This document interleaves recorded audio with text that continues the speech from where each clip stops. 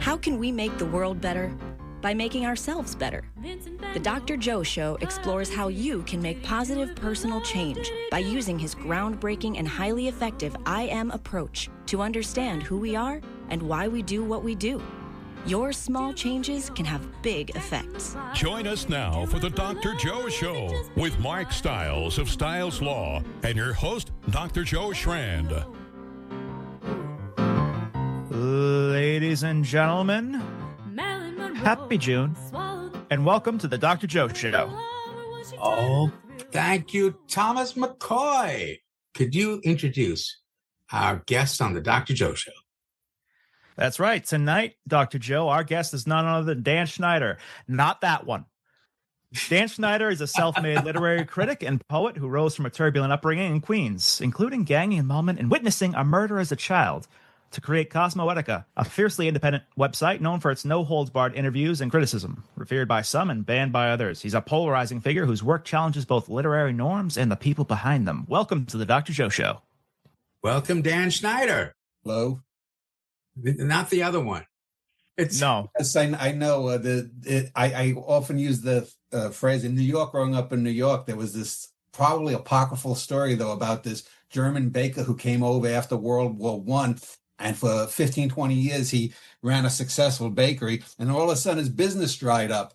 And that's because some asshole had some idiot who had the same name in Germany took over the country because apparently there were Hitlers that lived in New York City. So I often say that I'm older, thinner, and poorer than the other Dan Schneider. Wow. That's a remarkable story, though. I've never heard that story about that baker. It's probably apocryphal, but...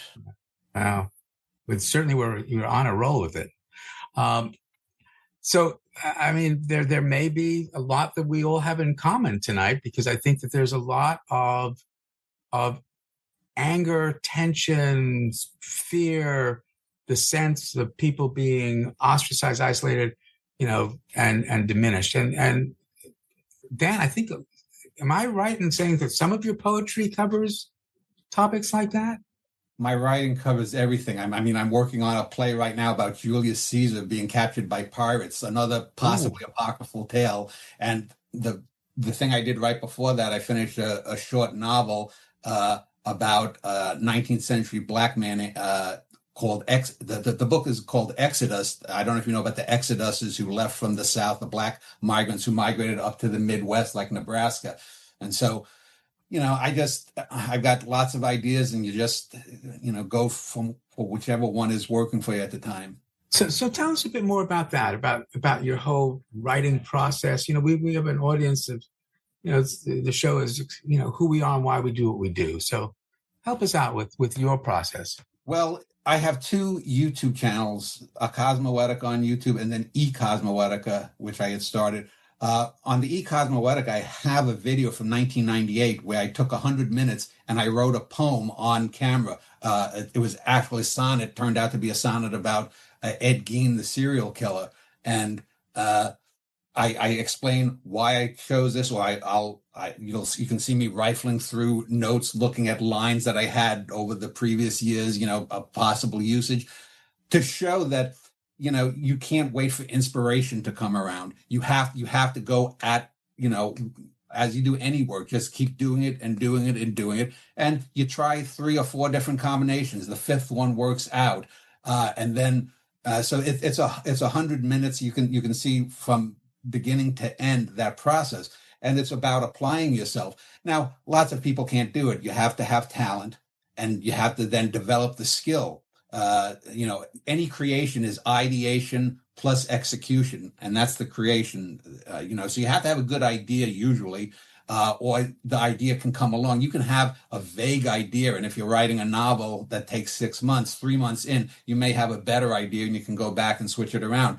You should always be open to new ideas. I always say it's like, if you've ever read James Joyce's novella, The Dead, with the snow constantly falling over Ireland. You just let the ideas come and move things around, turn things around, be active.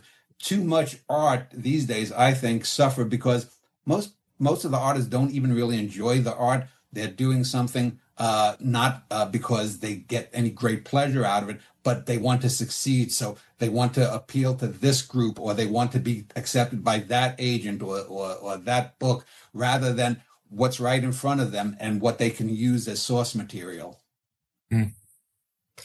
Yeah, I think being an artist is a pretty rough road these days. And first of all, how did you come up with the name Cosmoetica? It's just a portmanteau of Poetica and Cosmos. Cosmos both meaning the cosmic, meaning having a broad field, and also cosmos in the terms of peace. That's pretty powerful. How long have you been doing this, Dan? You seem...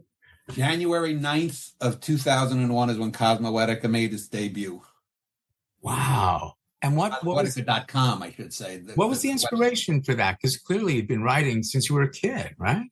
No, I started writing technically, I guess I was 19. No, I guess I was legally an adult. I was trying to woo a girl that I knew from high school, and that didn't work out. But, I started reading poetry, the Walt Whitmans and Hart Cranes and Sylvia Plaths and so forth. And I said, I'm pretty good with these words. I always was pretty good. If you ever know what the dozens were, when I was a kid, 6 or 7 years old, there used to be, instead of poetry slams, these things called dozens tosses, where if you went to like a cockfight or something in Brooklyn, and there were cockfights in Brooklyn between animals and dog fights. That's sort of like the neighborhood I grew up in. And people would do the dozens. So I would be 6 or 7 years old, and I was good with words. I'd be routinely beating adults in these put-down contests. Yo mama this, yo mama that. Wait, what? I don't know that contest. What is the dozen? What do you do? Dozen. Well, to do the dozens is to put down.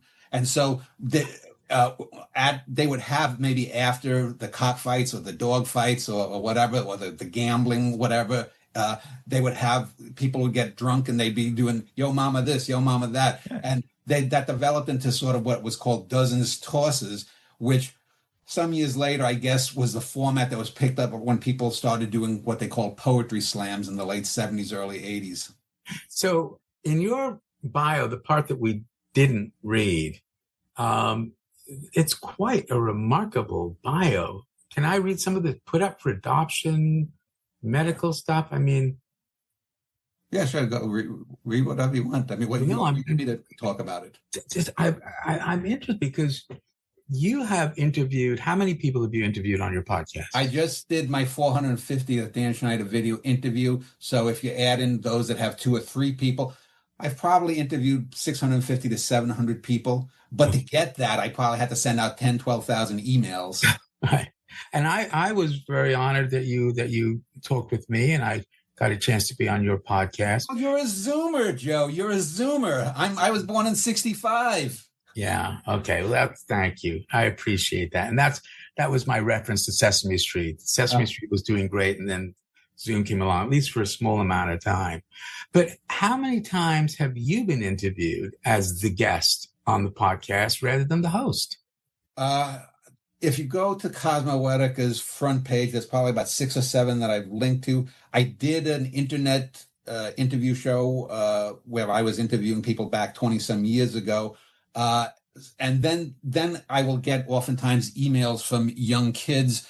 When I say kids, they could be 25 or 30, who say, Dan, can I read so-and-so book? Because I've talked about, many of my works, and, since I don't have a publisher, they want me to send the book. So I send the book. They'll come back 6 months, a year later. They said, oh, I read my book, The Vincetti Brothers, or A Norwegian in the Family. These are 2 large books that I've written. And they want to know more. I said, well, why don't you ask me these questions where you ask me these questions and I answer them, but we do it on, in a video so that other people can, get enlightened as well. So that I've done, 10 or 12 of those. So probably around 20 times I've been interviewed. And was there ever a question that should have been asked that was never asked of Dan Schneider? What should people be asking you? I mean, this. Can you tell folks a little bit about your early childhood? Born on Groundhog's Day, 65, And it used to be Groundhogs with the apostrophe until Bill Murray's movie made it Groundhog Day, which makes no sense. It was Groundhog's Possessive Day. Good point. Good point. But I was born February 2nd. For about almost 3 years, 2 3/4 years, I was in foster care. There's a couple of photos of me with a kid who's probably 2 years older than me, probably about 3 or 4 at the time when I was 1.5 or 2. I have no idea whether it was New Jersey or Connecticut or Long Island where I was, because, when you're adopted, it was a closed adoption, so you didn't know that. I eventually did find my natural parents, my mom, my adopted mom, who's my mom, or was my mom. She's been dead for now 16 years, but she had remembered the last name of that was on the original adoption certificate. When she went to the adoption agency, she peered it over. My name that I was born with, my last name of my natural family, was the name of a town in Norway that is now a ghost town, probably ghosted by the Nazis when they invaded Norway. So I lived, I lived in New York from the age of 2 till 26. I lived in two neighborhoods, both along the Brooklyn-Queens border, Ridgewood and Glendale. Glendale is famous for having more dead people in the cemeteries than live people in its confines. And Ridgewood, if you ever saw Do the Right Thing by Spike Lee, that's the neighborhood on the Queens side of where he filmed in Brooklyn. But you would go back and forth in the late 60s.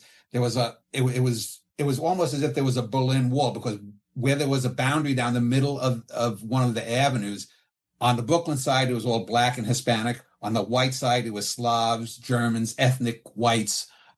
And there was constant racial tension. There was a corrupt, I grew up in the 104th precinct, which was a corrupt, racist police department that used to sexually molest people, males, females, would beat Black people, Hispanic people. I even saw, and I've seen more than one murder. People keep repeating that, but one time, me and a little friend were hiding, playing around behind this restaurant, and there was something happened, and where the cops shot this Slavic waiter.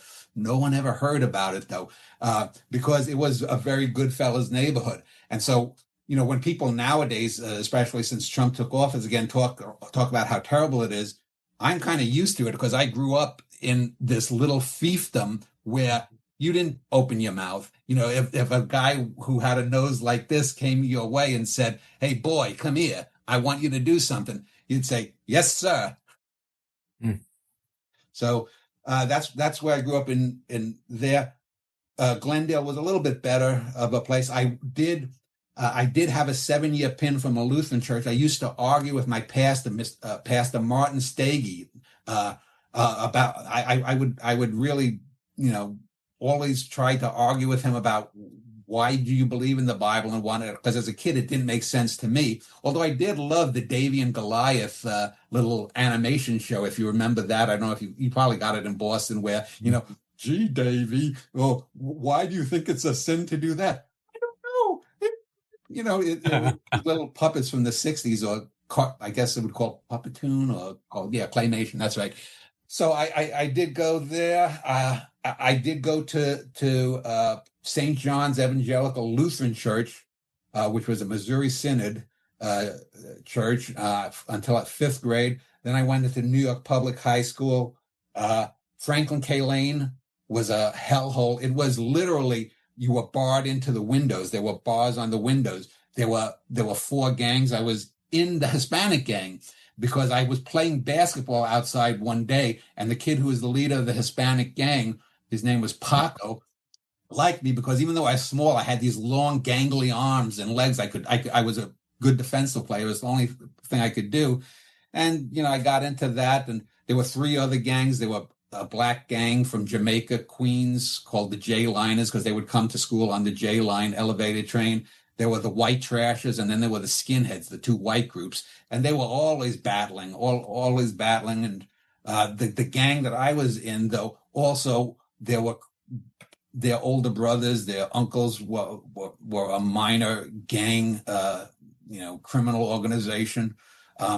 I I mean, I could go on and on about that, so I don't want to bore you with that. I eventually, like I said, I went to try to woo this girl that I liked for a number of years, and I gave her poems. It didn't work out. I found that I was good at that. It took 9 years of writing before I wrote my first great poem. But then after that, I did find my natural family, which precipitated my move to the Twin Cities. I lived in a suburb of Minneapolis for a dozen or so years. I met my wife, and after both of us had some economic ups and downs with jobs, we eventually moved to Texas, where her parents lived in a suburb of Dallas-Fort Worth. We moved down to the Austin area because my wife wanted to be close to her mother, but not too close, you know? Yeah. So what was your first great poem? Which one was that? I'd have to look back in my books. There's probably a poem called War, which was about me and my friends playing war in a very Fat Albert and the Cosby Kids like junkyard, and how we love to throw each other off and hurt each other doing that. And I use that as a metaphor. Or it could be I did another poem called Another Day on the Brooklyn-Queens Border, when this naked woman who was bloodied and was sort of an older version of that famous Vietnam photo of the napalm girl running down the road, and this big black sedan came around the corner. They pulled her into the car and took off. But those things happened all the time. So it was one of these sort of violent youth poems, I guess you would call them. But I was just talking a week or so ago with a young fellow who has another website, and he's one of these people who was talking about beauty and truth in art. And I said, art is about deception. Art and artifice come from the same root word. And art, to write just about beauty is ridiculous, because there's value in ugliness. There's value. If you learn from something that's ugly or bad, there's value there. So you can't segregate yourself often into saying, I'm only going to engage in this topic or that topic, whether we're talking about art or your day-to-day life. Yeah. Offline, you were telling me that you're the executor of a. Well, I'll just leave it at that. That's the pitch. Tell us what's going on, Dan. Well, I am the literary executor of a friend of mine named Bruce Ario. He died almost 3 years ago. He was 67. Bruce was a friend I knew for almost 30 years after I moved to the Twin Cities. He was a man who came from a family of teachers, but he had a number of problems. He had addictions to drugs, to alcohol. He had schizophrenia. And then when he was in his early 20s and leading a very raucous life, he got into an accident where he was in a car accident, and he got what's known as a TBI, or a traumatic brain injury. And this sort of accelerated his schizophrenia. And within 2 or 3 years, I guess, he was homeless, living out in the streets. And then one day, I don't know if you've ever been to the Twin Cities, they have what are called the skyways, which are these bridges between buildings. And a lot of homeless people will seek refuge in them during these days. So Bruce one day was wandering around the skyway, unemployed, in a psychotic state. And an idea came to him that Jesus would come back to the earth if everyone stripped naked and had sex. So he stripped naked and ran through the skyway, was arrested. That night, he had another revelation when he was so disjunctive that he tried to drink his own urine. And he finally gave in to, I guess, his familial wishes and the court orders that he was declared insane, and he spent time in an asylum where he discovered that he could write. He wrote a lot of garbage, but out of the 100% of his writing, even 2-3% of that was some remarkable poems. He did a poem form that I later called an area, where he had 10-line poems, 4 stanzas of 3 lines, 3 lines, 3 lines, and 1 line in free verse. It sort of mimics in a free verse sense the Shakespearean sonnet form. And he would write these remarkable poems at his best where the last line would just sort of take off in an unintended direction. He also wrote a lot of plays and a lot of other stuff that was of not great quality, but he did write one great novel called City Boy, which was his de facto, he'd call it an autobiography, but it was really a roman à clef, which was, a novel that's based upon real events. And then after he died, because I've attracted a small but sturdy following. I used to have a much larger following, but since people don't read anymore, my actual website, Cosmoetica.com, is now basically an archive site of things I've written.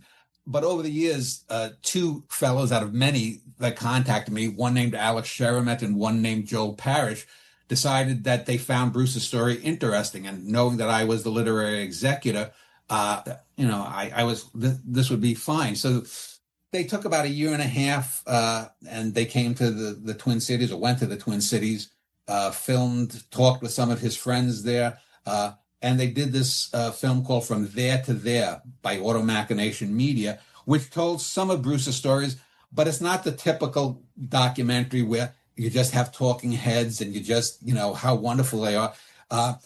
They incorporated a lot of sort of, I think, dynamic visual poesy, and you get a good sense of who Bruce was. And there's probably about 12, 15, 16 quoted poems of his in there. And in a similar way to that video I mentioned where I was writing a poem, you get a bit more insight into the creative stuff of the artist. Was too often, because you mentioned how you thought my life was interesting. You could say, well, Bruce had an interesting life. It was a typical tragic American life or whatnot, but it really wasn't, because even if Bruce didn't have a TBI, even if he wasn't an addict, even if he didn't have schizophrenia, the body of work that he left behind is significant. I mean, there are probably at least 6 or so great little poems, most of them aerial poems in that 10-line format that he left behind. And I've always said, you want to judge an artist, it's quality, quantity, and diversity in their work. To have 60 poems or more of high quality is a remarkable thing for anyone, much less a man who was as far gone as Bruce at one time was. And so the documentary is From There to There? From There to There. It's a line from a poem of his, a last line. The fellows released it last year, but, it takes a couple of years when you're just starting out. And so they're going to be releasing it and having a few other screenings in Minneapolis later this year. The two fellows are also working on a documentary of another friend of mine named Don Moss, who wrote a great long poem, probably, I would say, the greatest English language long poem since a fellow named Hart Crane. I don't know if you know the name, but Hart Crane's The Bridge was the great poem by Hart Crane. And then there's another fellow, James Emanuel. I mentioned this novel that I just finished. I wanted to originally do a novel about James Emanuel's Exodus clan, but it mutated into something differently. But James Emanuel was one of the 4 or 5 greatest Black American poets. He died about a decade ago. And so they have this idea of eventually doing a film on me as well. But no one really pays attention to artists, or you just get sort of these very cliched portrayals, the soap opera Sylvia Plath and her life, or the tragic ending of one of the romantic poets, or whoever it might be, the Jack Kerouac and the beatnik kind of, self-destructive artist. Well, as I said, though, the thing about Bruce is, even if you take away his colorful life, if we want to call it that, what he left behind was remarkable, even if he didn't have all those issues. Mm. And is that released yet? I know that you sent me a link, and I do apologize. I didn't take a look. I'm going to look at it. Is that link available for people to watch on YouTube? Well, quite yet. It won't be until they get it into some film festival, because you can't get into some film festival. So it probably within a year and a half, 2 years, hopefully maybe they can get it onto something like Roku TV or Tubi, one of these services. You're not going to make money on it, but both of these are artists that appreciate other artists of quality. So that's why they did the film. But again, it's the window into, mental illness, schizophrenia, substance use, and destigmatizing all that, because that, and then a TBI on top of it. I mean, so many of these, I work with a lot of folks, very, similar constellation, and they get stigmatized, peripheralized, as if somehow they're not good people. How did you become the literary executor of this fellow? Well, I was probably the first person that actually encouraged Bruce and said when he had good stuff, that there was good stuff. I ran this poetry group called the Uptown Poetry Group in Minneapolis for 8 years. And Bruce came. I'd known him beforehand. And I was honest with him. Bruce always knew that if he wrote a piece of garbage, I would say, Bruce, this is terrible. Look at this, A, B, C, D. Then he'd come, with something that was as good as a W.B. Yeats or Walt Whitman's great poem. And I'd say, Bruce, this, but he wouldn't even necessarily recognize the quality. In the film, I actually talk about how he once wrote a play, and the main character of the play he called Stencil E. Pencil. And I said, Bruce, there are not many people named Stencil out there, but this is the way his mind worked. It wasn't quite dart tossing, but the sad thing was, after he died, a lot of his poems, I think there's probably 20% of what he wrote more out there somewhere that he gave away to people. His apartment was a disaster when he died. But he got better as he got older. He got more focused, and his stuff, percentage-wise, out of every 100 poems he might have written, there were more good ones as he got older.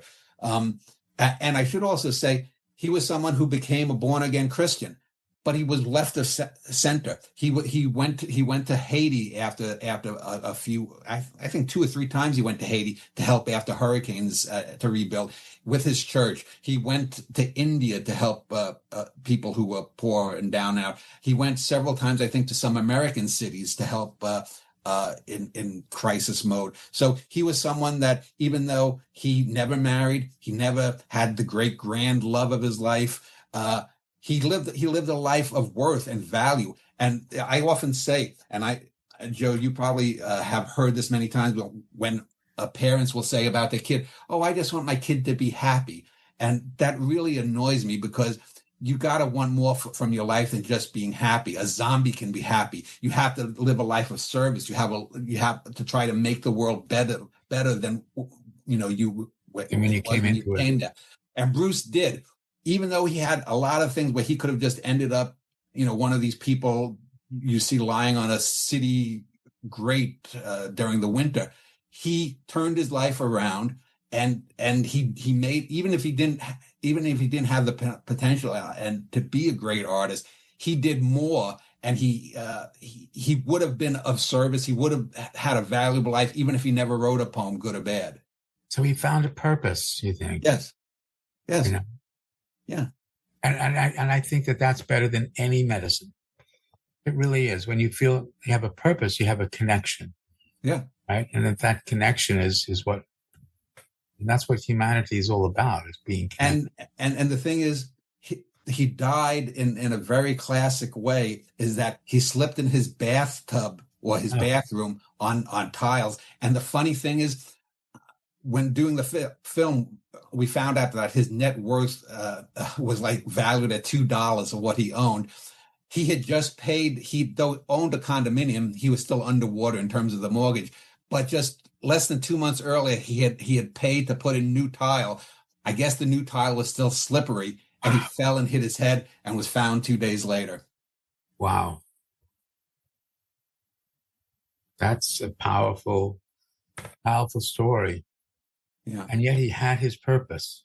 Yes. He found purpose. And now that will be a story shared with many when it comes out from there to there. It is all about purpose and meaning. So, Dan, off air, I mean, talking about from there to there is pretty powerful, but we'd also talked a little bit about gangs earlier on, and then off air, you equated gangs and the the life you led in the corporate world. So I'm just wondering whether we could talk about your experience in the corporate world and how that's influenced some of your writings.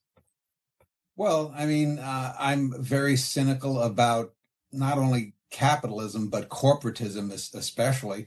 There are times when I've followed company policies and I've lost jobs because the people who were supposed to uphold the policies weren't upholding the policies. I look at, well, New York is a good example. If you go back to the 70s, think of Robert De Niro in Taxi Driver. People would talk about Broadway and the whole heart of the downtown of New York, about how it was sleazy and this and that. And now it's become sort of carpeted with, Fortune 500 companies. I'll give you even a better example. When I was growing up in the neighborhood of Glendale, there was a place just a block and a half away called Atlas Terminal. It was a big industrial center. You could see, if you Google Atlas Terminal, New York, Queens, you can see old photos of all the railroad tracks. By the time 1970 rolled around, I guess its heyday would have been in the 1910s or 20s, but it was the largest drug operation or the largest source of drug distribution on the Eastern Seaboard. All the drugs came through there. All the gangsters were there. And now, probably in the late 90s, early O's, they wiped it all out because they were just ghost buildings, old industrial buildings, and they built a mall there, which says everything about, to me, the connection between big business and dirty business.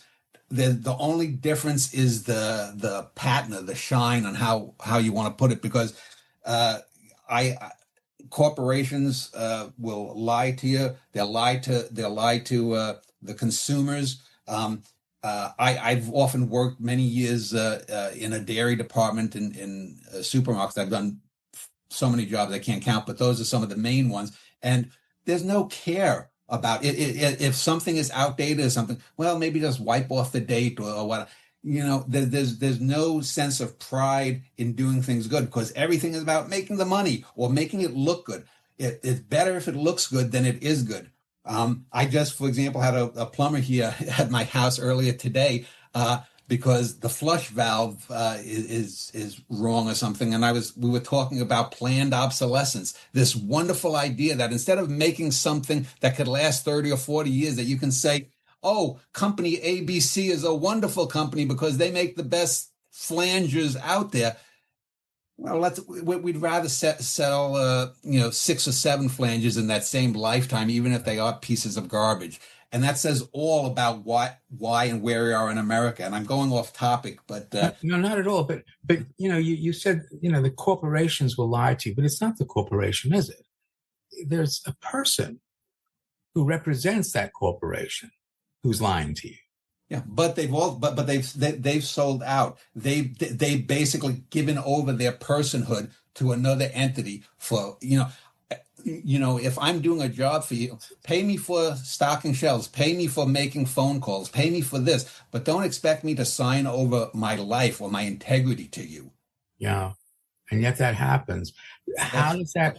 And this is probably going to annoy a lot of people, this question, but how does that connect with your early experiences with gangs? Well, because people will talk about organized crime. I found there's virtually no difference between corporations and their heads and organized criminals. Wow. If that's big. The fellow who got me the first job I had where I had to actually got a paycheck, not just working off the books, was for a few weeks I worked delivering papers, and the guy was a mafia guy who controlled all the routes. After a few weeks, he said, "You're too smart," and he put me in this company that was ostensibly sorting things, but they were doing illegal things in the back room. And there was this big tape on the floor, bright fluorescent orange or yellow, that said, "You never step foot over that tape." Huh. And these were the people that you didn't question that. But it's the same operating method. It's the same operating. You want to know why an Elon Musk is the richest man in the world? he does the exact same things. Look at all the union busting. Look at all of the use. We want to get rid of the immigrants. Well, who's going to pick everything? Who's going to pick all of this fruit that goes to the big Walmarts and Safeways and Kroger's and all of these companies? Who's going to do this? It's so rife with hypocrisy. And as I said, you don't want to speak up. Yesterday at the job I had, a boss came, and the local bosses where I work, were like, just make things look good. Just make things look good. Don't say anything. It's the exact same modus operandi of criminal gangs that you see in corporations. But the picking fruit example, I mean, it sort of diminishes the idea of picking fruit, doesn't it? If we're somehow saying that only immigrants, if we don't have immigrants picking fruit, because you're not going to get middle class people who have had jobs wanting to do that. There always is. I just did a show the other day about artificial intelligence, and we always have to have a class of beings that are at the bottom to do the crap work. The premise of that show was, are we going to create an army of slaves? People talk about the Terminator robots, but I think you're more likely to see having AIs being assigned to do, all the stuff people don't want to do, even writing emails. People are so lazy. I don't think, I think it's fine and noble. Any job you do. I've cleaned toilets. You'd have to be an albino to be whiter than me. I've cleaned toilets. I'm a half Norwegian, quarter Russian, quarter German, but I've done all that kind of crap work, if you want to call it that. And I see nothing wrong with that. I actually wrote a great book about my experiences as a custodian a few years ago here in Texas. And I can tell you, like a third of the teachers in the school where I worked, they treated you decently. A third were indifferent, and a third looked down at you like you were the scum of the earth. So Dan, I mean, there is a lot here, but it really does relate in many ways to the IM, because we're talking about small changes as well. Small changes can have big effects. You don't need to change everything. If we can change one small thing, we can have a big effect. Given what we're talking about tonight, Dan, what small change can you recommend to our listeners? Small change, read. Learn how to read. Enjoy reading. Don't just read the back of a soup can. I mean, yes, it's important to find out what's in there. But, even open up, if you've got a child, read to your child. Read to them. Explain to them. Don't make any kid or any person feel that they can't ask you a question. As I said, for years I've gotten people asking me to explain this or that. That's something I enjoy doing. And oftentimes I have to repeat myself 10,000 times. If you listen to me on these shows, interviews that I do, I'm often saying the same kinds of things. But read and because when you can read, or when you can appreciate art, if you want to even broaden it out more, it makes your mind function better. Just like high cholesterol food, fatty junk food clogs your veins and your arteries.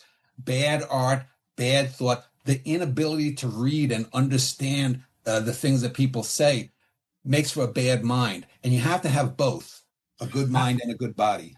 I think that's a great small change to read. And it's so discouraging to think that it's a small change we even need to make. People aren't reading anymore.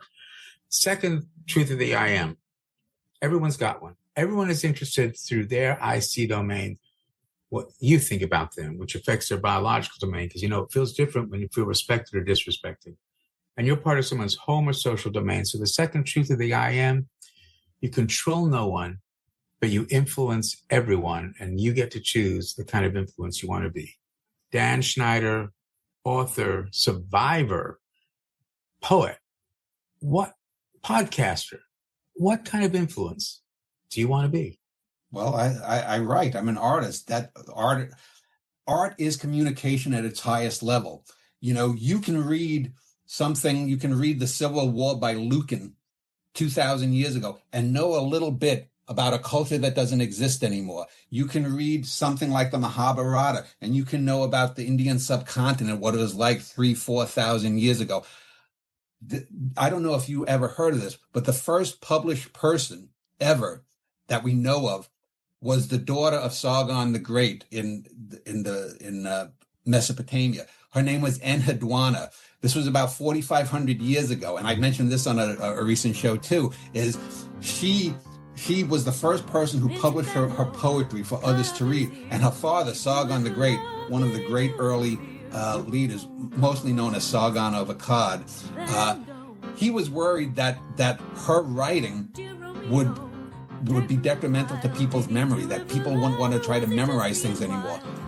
But obviously the opposite was true, because I just related that she existed, and she would not have, she wouldn't even... Keep going, finish up. She wouldn't, you wouldn't know about her had she not written and reached that hand out. It's just a hand waiting for another hand to clasp it. Incredible. Dan Schneider, thank you so much. Cosmoetica. How do they find you? Cosmoetica.com? Yes. All right, they'll find you. Thanks, everybody. Good night, folks.